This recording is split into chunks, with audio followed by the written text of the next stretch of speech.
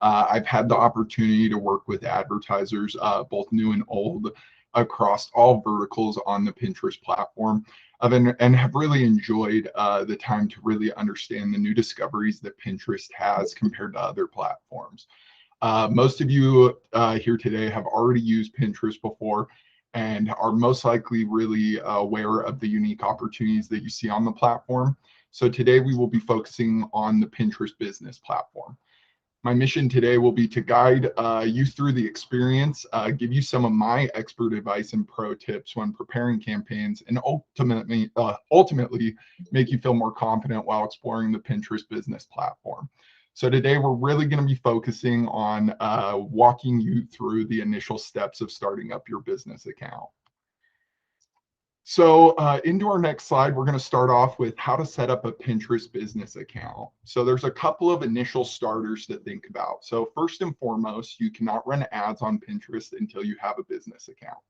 When running a Pinterest account, you have two options when doing a business. You can either create a new business account or you can convert to your personal account. Converting to a business account means that when you are focusing on pinning, you'll really want to only relate to your business and brand. Whereas creating a new business account means that you'll have to start from scratch and build your following from there. So once you've made that decision, we will start with the setup process. And then one of our last best practices that we recommend is whenever you're doing ads on the platform, make sure to use a computer or a laptop for your best results. Pinterest is ultimately an app that updates, and sometimes you might not update your app on your phone, or you might not see an additional update. But when you're on computer or laptop, when you're using a URL, you're going to have a better chance of success and seeing the best results on the platform. So to start off, we're going to go in and actually create a business account. So this is my fake personal account. My middle name is Justin, and so I always love using the play on word of just in time. So right now, this is my just in time health/beauty personal account. And the way that we would go in and create and convert this into a business account is we're going to go up here towards where our name would be. We're going to click on that bottom arrow. And from here, we're going to go and we're going to select settings. Once we're in our settings, we can make a lot of adjustments to our own personal account, but I'm going to mainly focus on just converting to a business account. So from here, once you're in your settings section, you're going to go down to account settings. And then you're going to scroll down until you see convert to a business account. From here, we're going to select convert account. This will just give you a couple of options, let you know what's going on, what the differences are between personal and business. And then from here, we're just going to click upgrade to a free business account. So from here, I'm just going to go in and type in my brand's name. I do not have a website, which is not a major issue right now. You can definitely still skip through that. Select my main focuses. So for right now, we're going to focus on beauty because that's my main group. And then underneath here, we're going to select three settings for our current brand process. So right now, for a new brand like myself who may never been on Pinterest before, I just want to generate more leads. I'd like to grow my brand awareness. And then create content on Pinterest to grow an audience. So from here, then I'll select next. Describe my business. For right now, we're just going to call ourselves a creator, influencer, or a figure or celebrity. I'm going to call myself a celebrity today.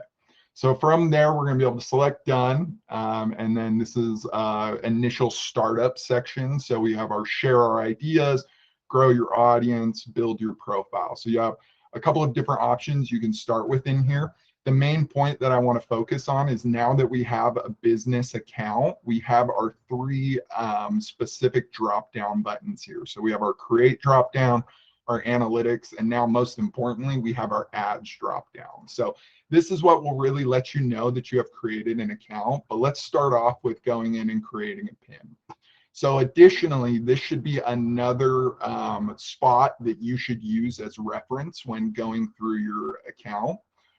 So first things just shows you the way to edit, create a collage, why stop at one and then take a tour? So this just goes through the different sections. I will outline this more once we get to this section more in depth.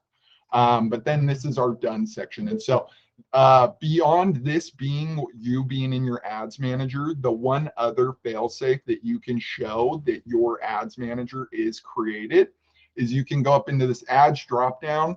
And if you click on overview, and it's gonna ask me about initial setup. We're just going to accept our advertising agreement, which you can go in and take a deeper look into. But now that I did my ads drop down, went to overview, this is our home page usually for looking at ads over like week by weeks.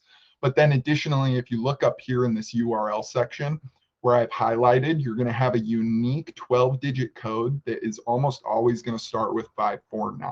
So as you move forward, if you ever work with Pinterest support in the future, they may ask for your account ID number or your GID number to better service you. That's always going to be this 549 number. So that's something that you can always take a look at. Additionally, I also have this in our notes right here. Just again, you'll always want to look for that 549 code, see that you have your ads and analytics. So that's going to be our initial section. Before we jump into billing, I just want to show you all some additional efforts that you can take a look at. So taking a quick look in this section, again, this is your original home page. So this is what you will always see whether you were personal, but this is going to be your brand as well. So within here, I always recommend adding a cover photo as well as going in and actually editing your profile. You can either do that from this edit profile section, or again, you can go to this drop down arrow and select settings, and then you can go in and change your profile photo, change your name. I always recommend adding an about yourself. It's a really great way to just boost your organic presence on the platform by allowing our AI and our systems to really pick on what your brand is and who you're really trying to get in front of. Additionally, we have pronouns that you can add. You can go in and add your email address underneath here. You can add a website link to select within there. But so this is just your main public page. So this is where I'd want you to go in and update all your information once you've gone in and created your initial business account. Did that make sense overall? Is there any specific questions so far, since I kind of went through that a little bit quicker than I wanted to?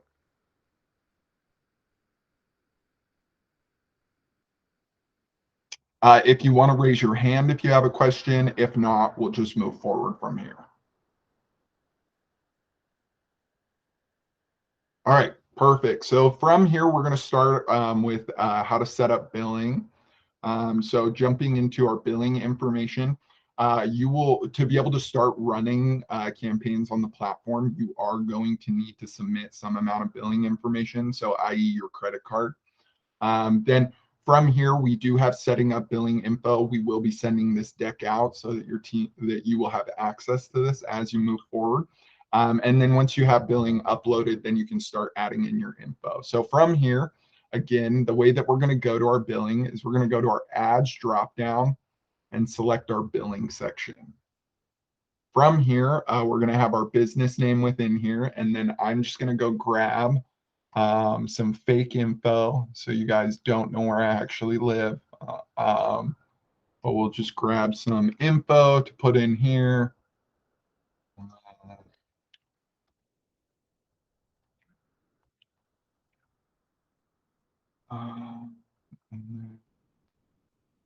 California. Yeah. All right, perfect. So then from here, you will go in and save your info. Once you save your initial billing info, now I'll allow you to go in and actually add in your billing, your billing address, and overall the payment type that you will have. Once you go in and save your payment type, you should see one of these four logos populate about right here. Once it's been fully integrated. Once that's been fully integrated, you will be allowed to go in and create ads on the platform. So that is going to be your initial setup. And that will be just the basic insights for getting your billing updated on the platform. It may take 24 to 48 hours to troubleshoot that. So I would just add your billing info in, come back a couple hours later. If you still don't see it, wait 24 hours. And if you're still not seeing it at that point, then we may want to submit a ticket or just reintroduce your billing info. Awesome. I'm just going to take a quick look at our questions. Okay, perfect. All right, so moving forward, we're going to start talking about Pinterest tags. So we will hopefully have a dedicated segment towards Pinterest tag in the coming months to better support with this process. We still are in the phases of continuing to build out our Pinterest tag implementation, but Pinterest tag is really a vital tool in getting your ads in front of the right audiences.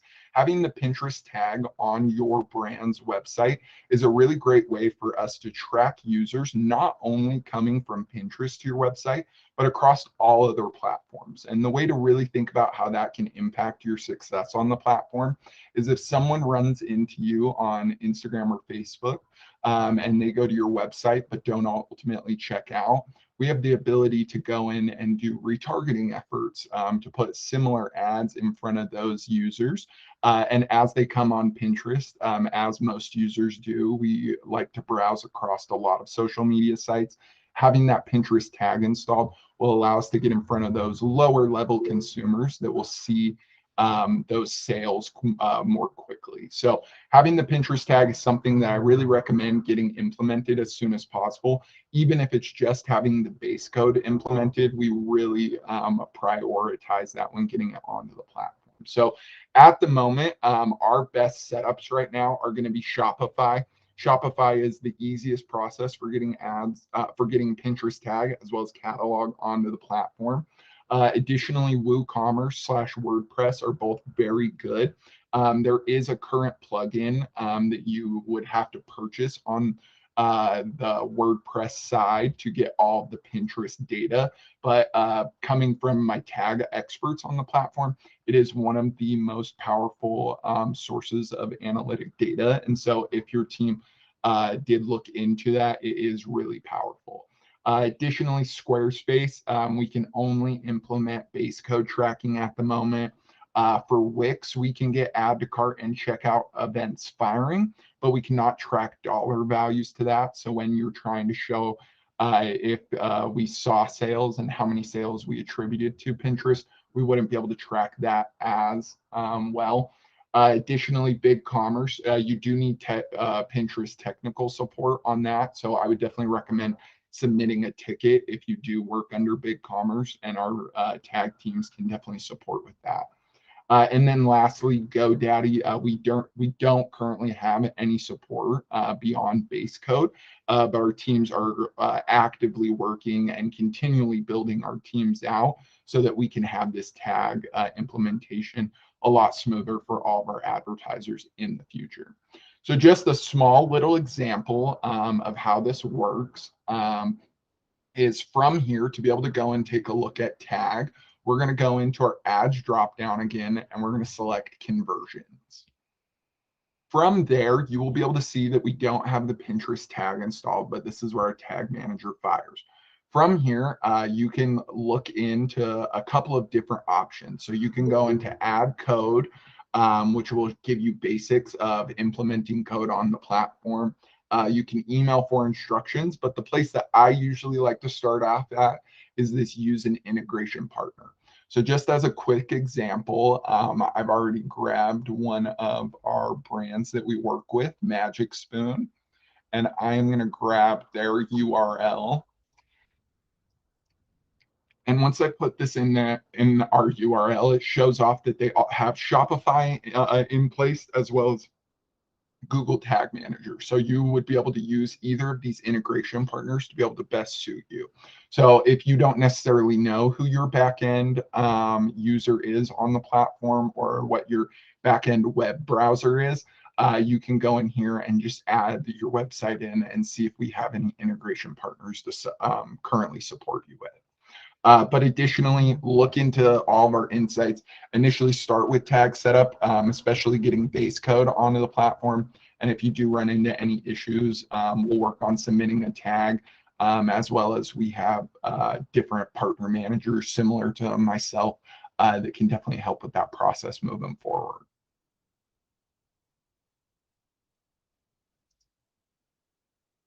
All right, so next steps, we're going to talk about catalog ingestion.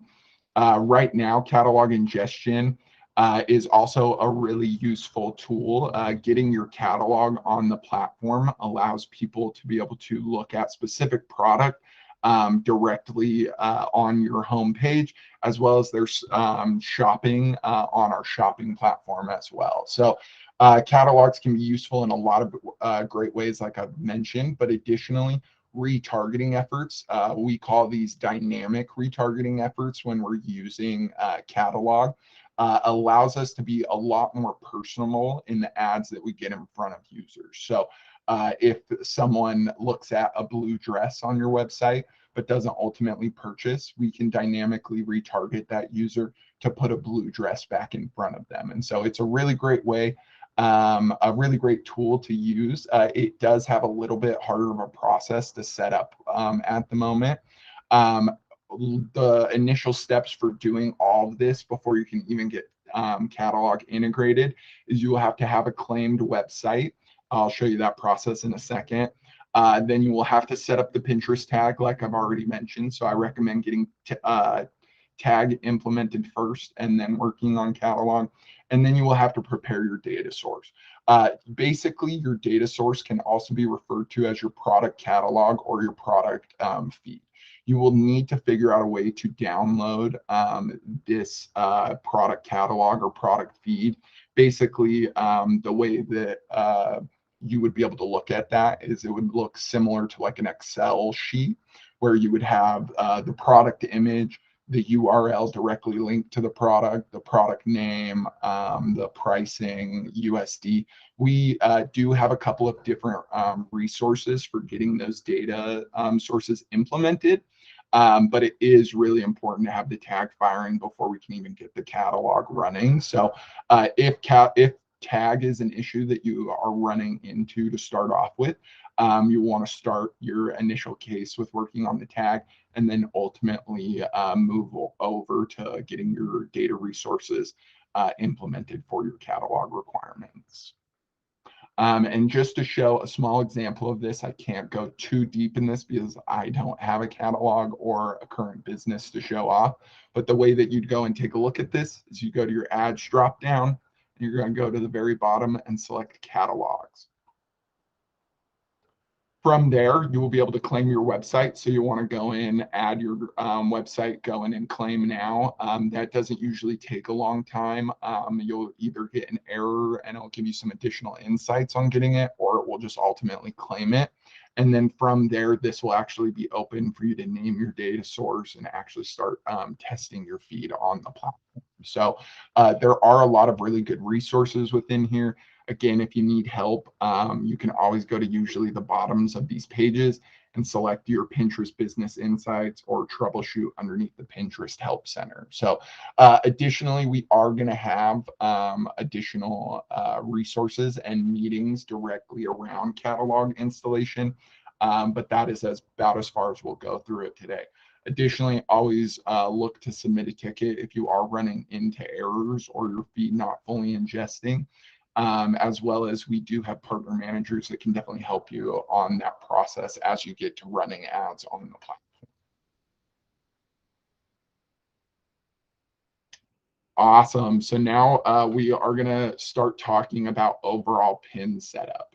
So just to give you a brief moment to take a look at a couple of these bulleted points. We are always going to want to start off with creating a regular pin. I'll show you the differences between creating under the ads dropdown and creating under a regular pin. The reason why we do this is because most of the time you will want your pin to live organically and as an ad on the platform. It allows you to service in both areas and get even better results in the future. And so I always recommend making them both, unless you have like specific reasons, like there's like an event date where this pin will no longer be accessible, or if you have like a new product that no longer aligns, then you'll want to pull those off of the platform. But from there, you will go in, you'll go to create, you'll create a pin, and then from there, we're going to add our image, title, description, and URL.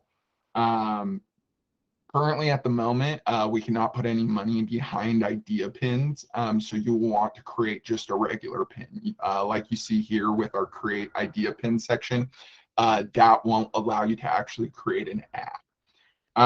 And then you will not get to choose targeting levers or anything from this pin.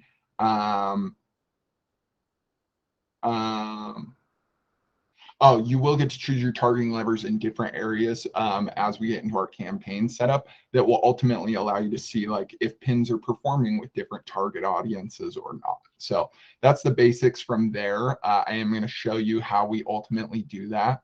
So again, from here, I'm going to ask you to use this create section, and we're going to go to create a pin. So from here, I've already gone in and created a pin. So I'm just going to drag and drop this in real quick. So from here, we have our pin already uploaded. When we talk about pin images, some of our best practices is one, we like to have a logo or your name somewhere on the image so people know what your brand is about. Additionally, we like to use our call to actions as well as our text overlay to really let people know what the image is about. So right now we're using Pinterest to find followers and build brand reputation. That's a really easy way for people to understand what this pin is going to be about. And as they click forward, what they'll learn more about. The one additional thing that would have made this pin a lot better is having a call to action somewhere. So if I would have added like an additional rectangle right here that said like learn more or shop now, like sign up for our email support, all of those type of call to actions, and having something actually on your image to let people know that you can find more information by actually clicking on the image will definitely help your ads find more performance. And so I definitely recommend having a call to action somewhere on there. So now that we're done focusing on the actual image, the image is going to be really great at getting our AI to put us in front of very prominent users, as well as our imagery and text overlay is going to help us ultimately convert those users that we get in front of. The back end section is what I like to reference as the title, the description, and the destination link, because especially when you're running ads, we are a one-click to site. And so if you click on an ad, you're going to be directly taken to the website link. You won't really have time to read the title or description. And that's another reason why we really like to make our images very noteworthy and really able to comprehend when users are reading. The back end section with our title, with our description, is really going to be focusing on getting our AI to do advanced searches and put us in front of more prominent users. And so if my main goal as a business was to help other people figure out how to build followers on Pinterest and build their brand reputation, my initial title is going to be something along the lines of just in time health / beauty presents best practices when using Pinterest ads. And it may seem lengthy. Overall, you can definitely play with your titles and descriptions, but the main point to focus on is that the reason why adding best practices, Pinterest ads, adding my name in here, it's going to allow me to service higher and allow us to have higher click-through rates and lower CPCs just from our descriptions. And so the other thing that I like to mention is try to use up as much of your title as possible, as well as your description. Use large action words that focus around your brand. So if you focus on health and beauty products, make sure that you're focusing around helping women feel beautiful and confident, or helping anyone find their perfect color palette, and using very uh, um, hot keywords and inspiring keywords that you would probably search up when trying to find your own image, and try to implement that into your description, because it's really going to help you find better click-through rate, find better relevancy, because it's going to allow our Pinterest AI to be able to put your brand in front of the right consumers. So that's the main thing to focus on. I'm just going to create a small little blurb.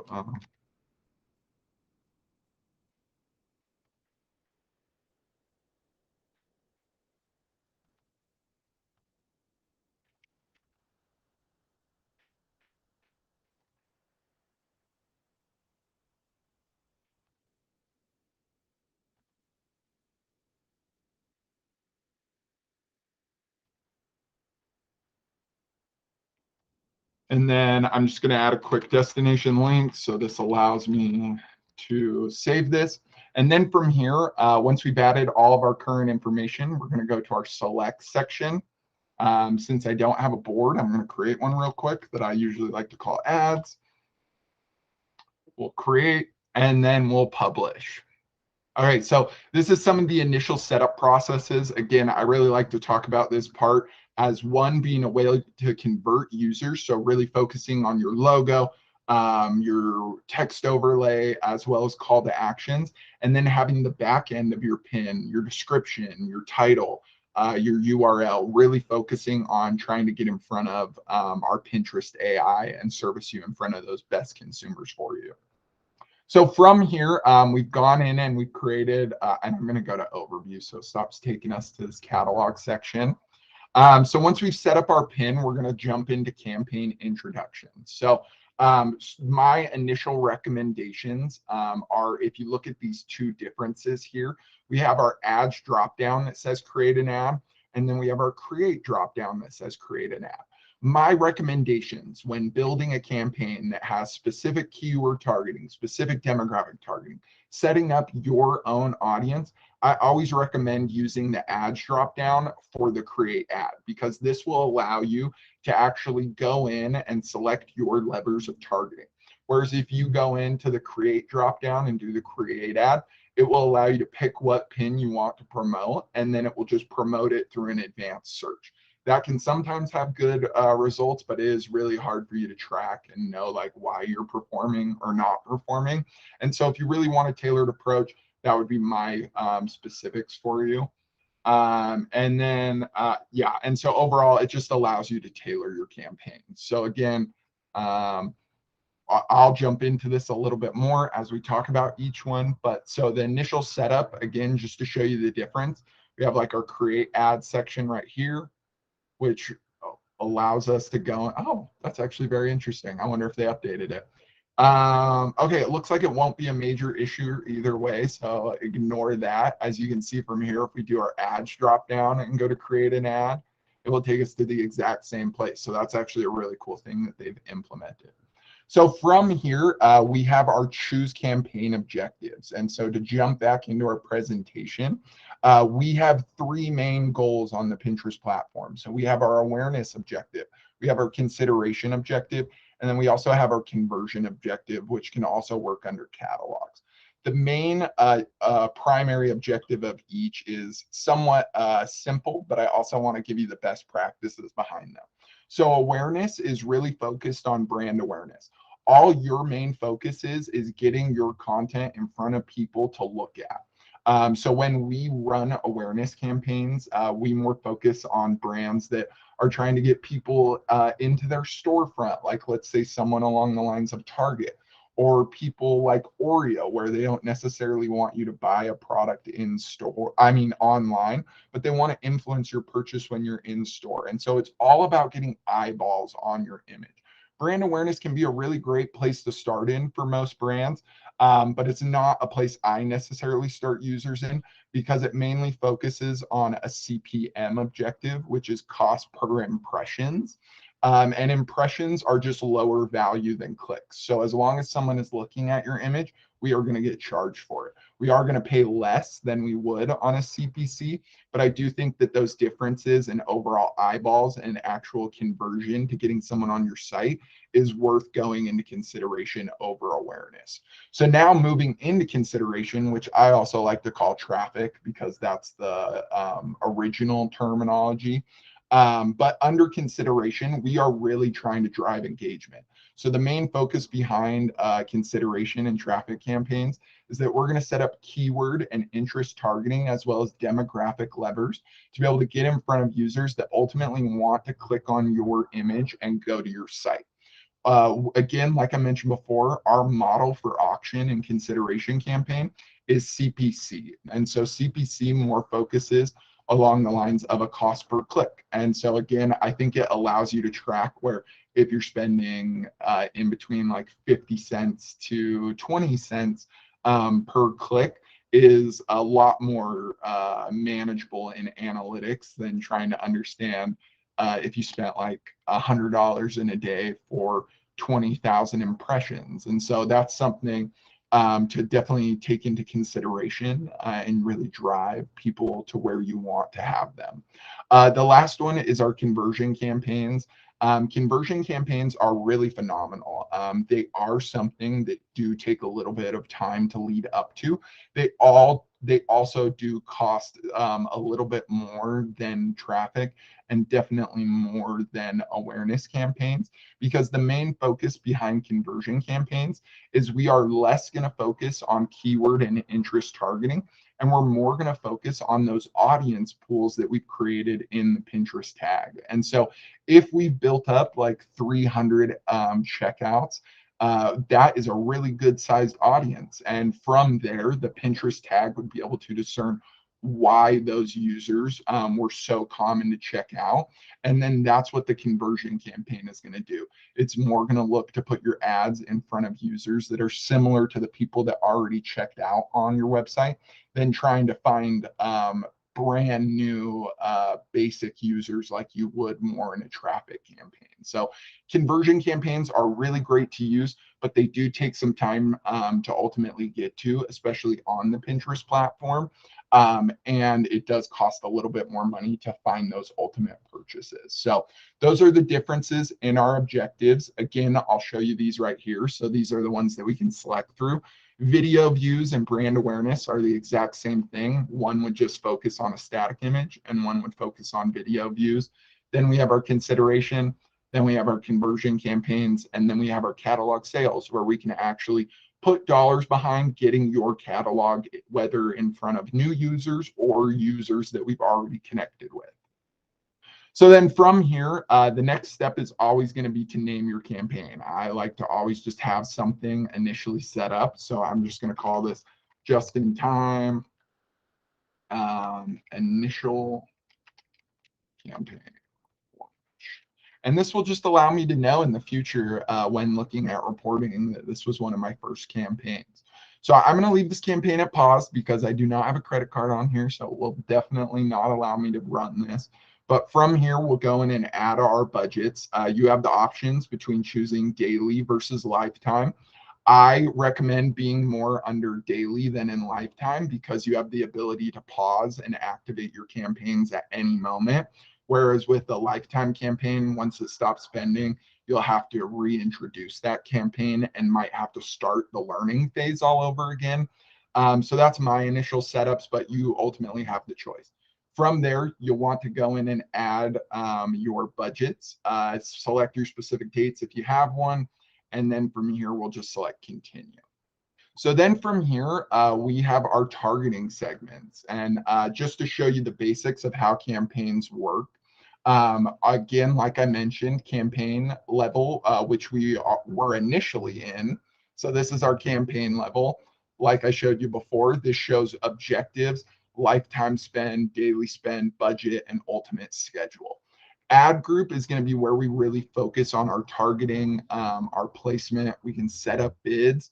And then lastly is going to be our ad, our pin, and our destination URL. So from here, again, just to show you, we'll go to continue.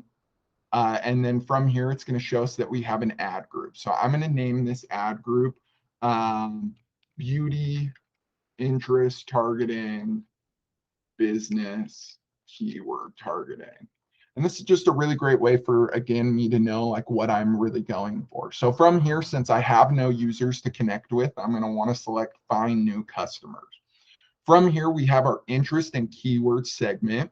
The main thing I'm going to show you, and I'll use an example, is our beauty segment. So from here, I could select a level 1 interest for beauty.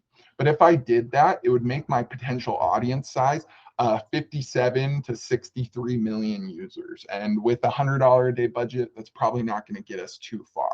And so one thing that I really recommend doing on basically all campaigns is never just selecting a level 1 interest. It's usually going to be way too broad to find the users that you want at a good rate of spend. So from here, I'd want to take a little bit of a deeper dive. Maybe skincare is what I more want to focus on, or maybe skincare products, skincare routine. Additionally, maybe I want to focus on makeup. And so we have different levers that we can select from. And just from selecting those level 3 interests under skincare products, we dropped from a 53 million audience to almost a 2 million audience, which will be a lot more impactful in the users that we get in front of. So that's one thing to definitely think about. Additionally, we can go over here into add keywords. I'm going to want to focus on finding users with current searching intent. And then from here, like I mentioned, I wanted to do business. So let's do women in business. Let's see what we can find underneath there. So we could select business women quotes, business for women, professional women. And from here, we can go in and be able to see the monthly searches. So like having 5 million plus users searching those terms on a daily basis. Additionally, this is a very general keyword, so we have a lot of 5 million that we can pick from. But overall, you can be able to go in and see like lower value keywords. Additionally, if you don't see a keyword that you're looking for, you can always go in and add it in. So like if I wanted my brand name to be in there, I could go in and add that as a keyword as well.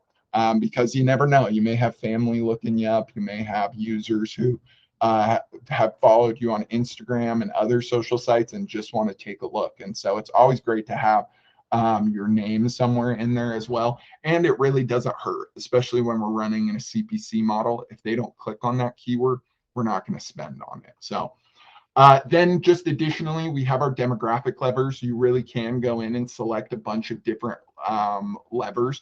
My main focus is on Pinterest, especially in the learning phase. We're going after users who you may know your specific audience on Facebook and Instagram and all of that, but Pinterest is a really unique platform. We have a lot of differentiated users. And so unless your brand has really a very specific demographic area, I like to recommend keeping as many demographics as open as possible over the first learning phase. And then you can definitely go in and adjust those demographics over time to more tailored to your audience. Or maybe in your reporting, you find out that you are in a new audience and found a new audience on Pinterest. So that's one of the main things that I like to recommend just as a best practice. And then from here, you'll go down and you'll be able to find your pin. Usually, if you've just created the pin, it'll pop up in this place. But if you have a hard time finding it, you can always go to the board that you pinned it to. So from here, I'm just going to go in and select it. I'll have that check mark and our black bar around it. And then we're going to go in and launch this campaign. So again, this campaign's it might ask for my billing. Let's see if it pulled up in reporting first.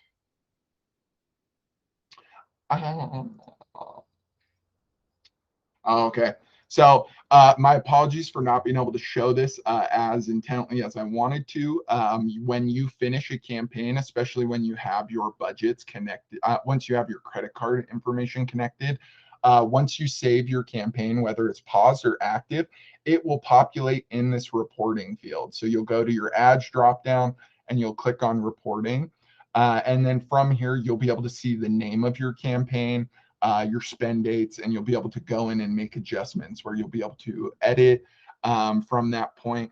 As we continue on in these conversations and as we build out additional meetings in the future, we'll definitely have a campaign that's already ran for a little bit where we can actually show you reporting levers and give you further insight on adjustments and optimizations while looking at those reporting levers. So we'll definitely have that figured out for our next section, for our next meeting. But just to go through my last couple sets of slides, ultimately, campaigns are really great to work within because we work within CBO, which is campaign budget optimization, which basically means that you could have two ad groups. So like I mentioned before, I had one ad group focusing on beauty and women in business. We could have a second ad group that focuses on health verticals and like men in business. And we can have a completely separate vertical with different targeting levers as well as different demographic levers. And when we run those campaigns with CBO in mind, it will give initial budgets out to both groups. So say we start at $100 per day, that'd be 50 going to one and 50 going to other. And then over time, since let's take men, for example, since we do have less men on the platform than women, over time, if more women were connecting with our ad group number one than men on our ad group number two, CBO would ultimately start moving budgets over to the women group. And so it is a really great way to start off with in learning, where you can have a couple of different targeting levers and a couple of different opportunities. And then after like a week, it may have already adjusted for you and you can notice those changes coming from CBO. Additionally, we really just like to talk about building audiences. So like you saw when I was building out our keywords and interest targeting, I did not go in and add any audience targeting. The main point behind that was because I didn't have any audiences to add on to that. But when we're talking about Pinterest on the platform, we never want to do keyword targeting, interest targeting, and audience levers, because if we add an audience lever, we are overlapping and causing an and statement where our potential audience size will be a lot smaller than the audience sizes that we would initially have. And so it's always great to set up different parameters. Even if you have an audience list where you're like, I only want to go after this audience, you don't want to add additional keywords underneath that because it may be people that you've already interacted with. But if you add specific keywords that they're no longer searching up, we're not going to connect with those users. And so that's one of the main best practices, is to just not overlay those ad groups so that you can get in front of your largest potential audience. So then just going over to reporting, like I mentioned before, we'll hope to have this outlined a little bit further. But like I had mentioned before, you'll be able to go to the ads dropdown and select reporting. And then you can go in and take a deeper look into your campaigns. Like I showed down here with our two separate campaigns, you can see we have one brand awareness and we have one traffic. And then you can see the current budgets that are being spent. Additionally, we also have these filters that are really great to work within, where you can check like a 7-day window, 14-day window. You can look at the different conversion settings, as well as just really build an understanding of the audiences that you're getting in front of. So that is my ultimate run through. We do have some initial questions. I may have Jasmine start that off, or we can jump into the initial thread. But I really appreciate your time, and I hope I didn't go through that too quickly. If you do have any questions, please don't hesitate to reach out to both of us, and I can answer those for you if we don't have time past this meeting. Yeah, thanks so much, Keller. And so for now, we'll go ahead and jump into the questions that were pre-submitted in our Google form. And then if we have time at the end, we'll go ahead and run through the questions that were submitted in the chat. And then just a quick reminder, we will be sharing a recap with this video recording along with an FAQ article that will include all of the questions and answers. So again, if we don't have time to get to your question, we will make sure to include it in the FAQ. So let's go ahead and jump into our first question. Let's see here. So somebody asked learning mode. Is it still 21 days or less? Awesome. And yeah, that's a great question. So it usually depends on budget, because again, we're trying to get in front of as many users as possible to really figure out who your audience is. But in most campaigns, our best practices is in between 2 to 3 weeks of learning. For conversion campaigns that may have a different time period, and we talk about when we increase those budgets, also allowing an additional learning phase in conversion campaigns up to 7 to 14 days. Great. And then our next question is, give us a list of typical customer goals and advises on the best types of campaigns to use. Awesome. Yeah. And I think that definitely goes back to a point within our objective section. And so these are the three main objectives that all of our users have to choose from.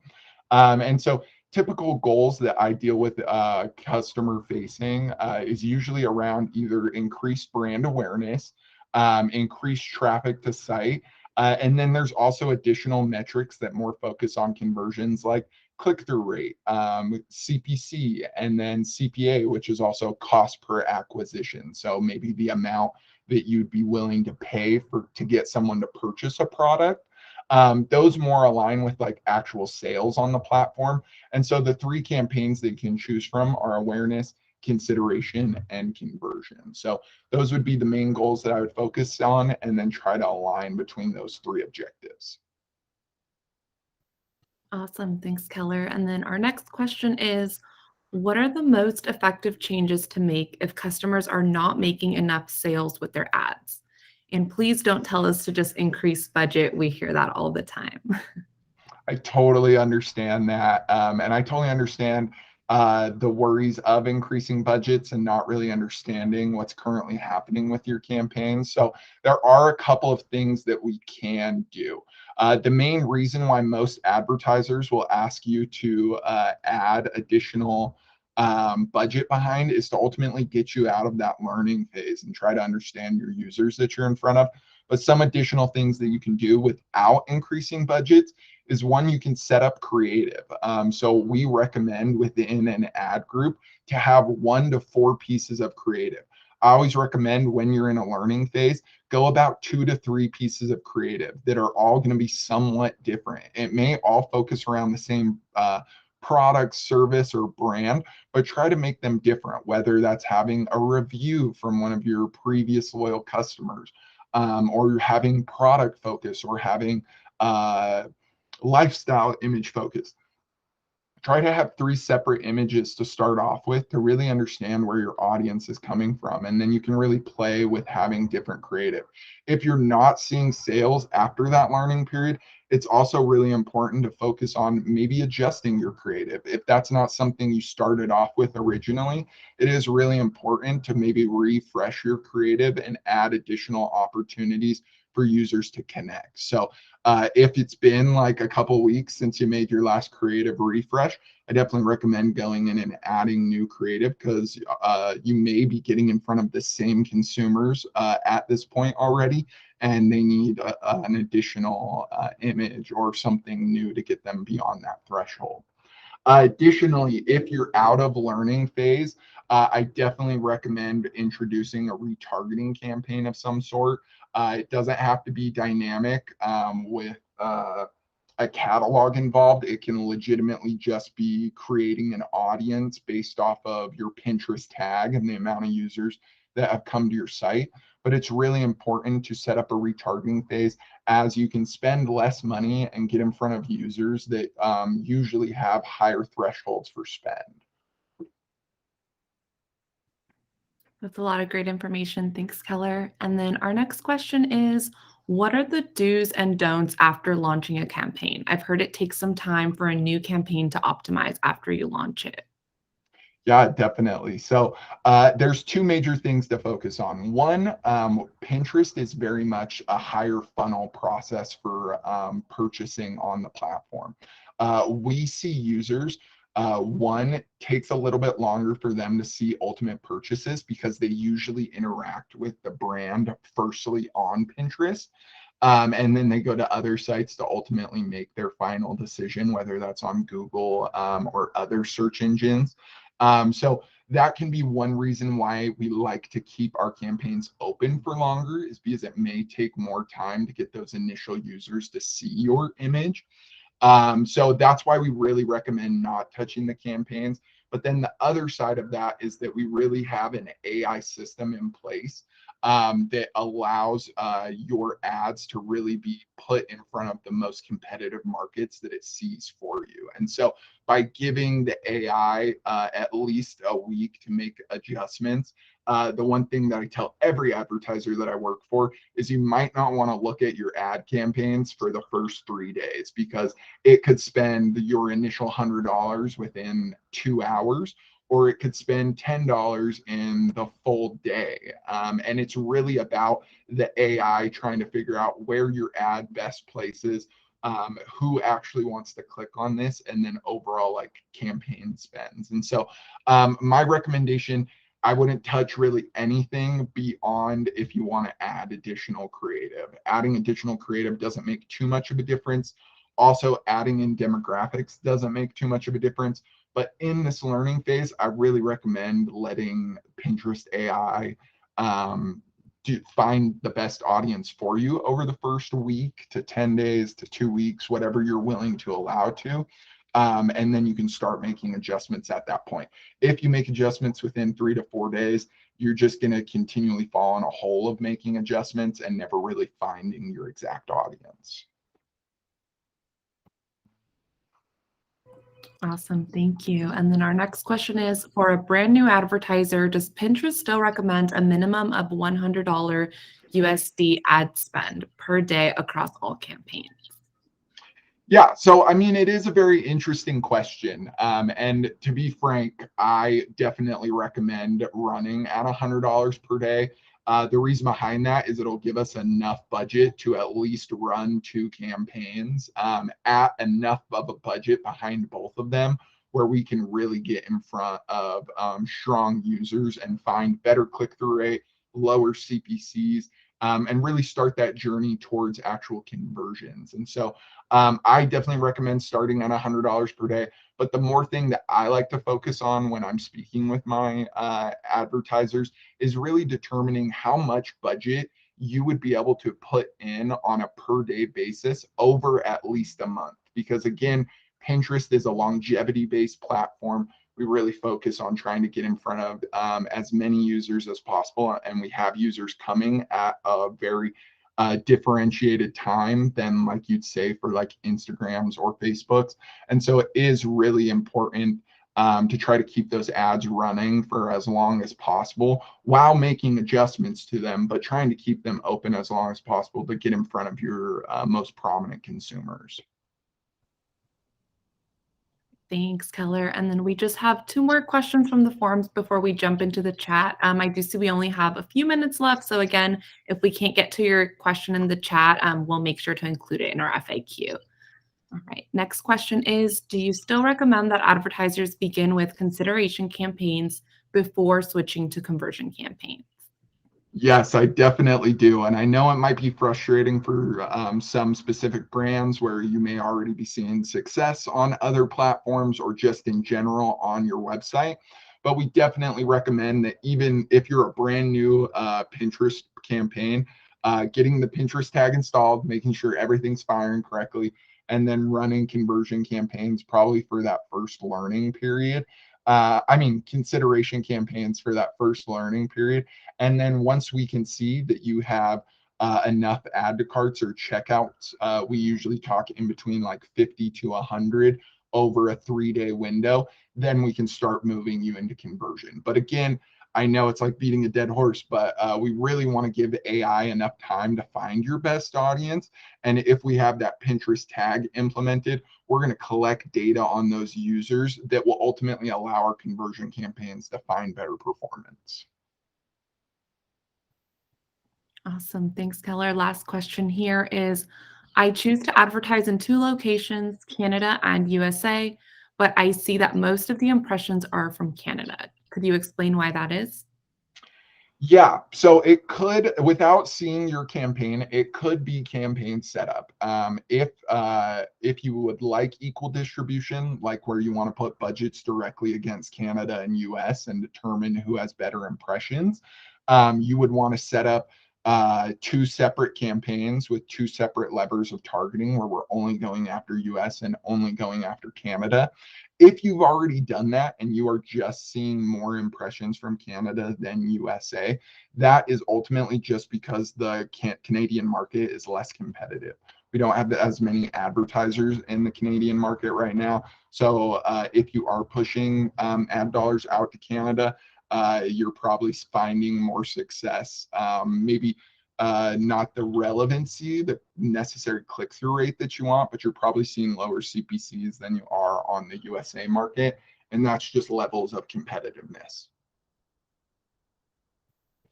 Awesome, thank you. And then we have a question here in the chat from Catherine.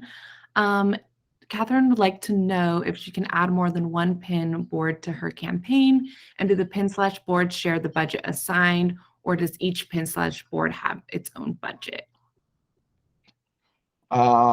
Thank you for sharing that. And would you mind repeating that one more time? I'm so sorry. Yeah, no problem. Let me actually drop it in the chat again. So it's the Perfect. missed one.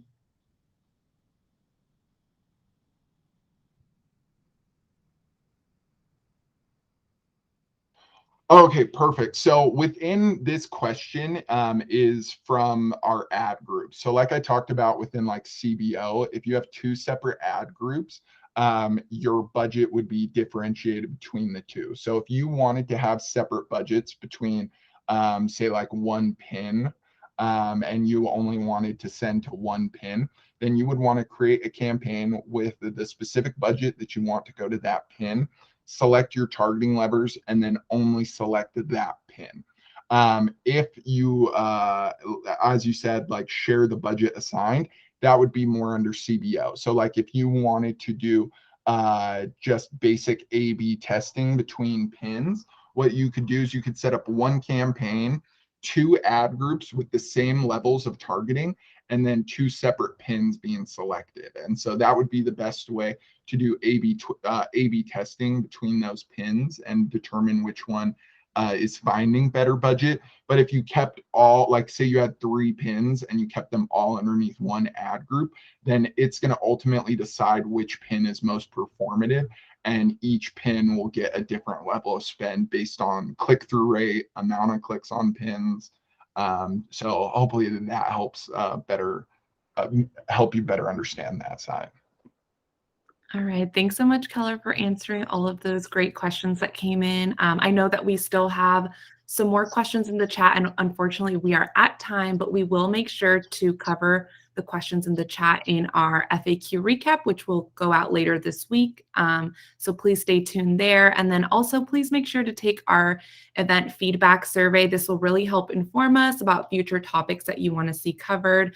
I know Keller mentioned, continuing these workshops around, we saw questions around tags and catalogs.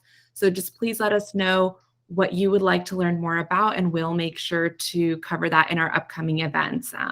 So thank you so much again, Keller, for being here. Thanks everyone for joining and asking great questions.